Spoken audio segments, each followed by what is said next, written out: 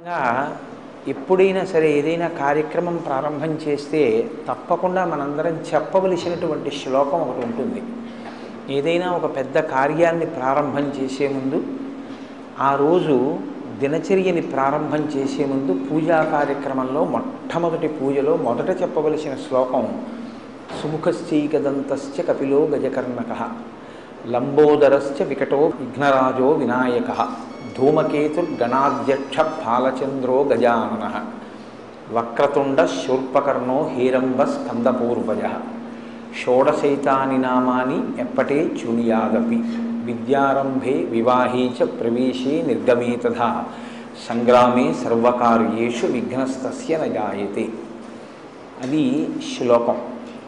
ఇందులో విఘ్నేశ్వరుడికి 16 నామాలు చెప్తారు. ఈ 16 నామాలు షోడశైతాని నామాని అని. ఇంట్లో ఈ 16 నామాలు చెప్పేవాడు తప్పకుండా ఉండాలి అని. ప్రతి ఇంట్లోనూ కూడా ఈ 16 నామాలు చెప్పబడాలి.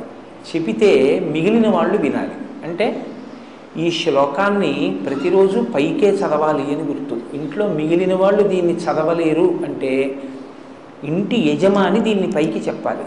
చెప్తే మిగిలిన వాళ్ళు వినవలసి ఉంటుంది. కనీసం ఏమిటంటే పూజ ప్రారంభం అవుతోంది అంటే వెళ్ళి అక్కడ నిలబడడం కష్టం కాదుగా. పూజ మధ్యలో ఏదైనా అంగం అంటే మాకు తెలియదండి, ఆ సమయానికి ఏదో పనిలో ఉంటాం, ఎలా పెడతాం అనొచ్చు. పూజ ప్రారంభం చేసి ఘంటారామం చేయగానే వెళ్ళి అక్కడ నిలబడడం పెద్ద విశేషం ఏం కాదు. కాబట్టి ప్రతిరోజు మనం ఈ 16 నామాలు చెప్పాలి. కనీసంలో కనీసం పెద్దలు చెప్తున్నప్పుడు వినాలి.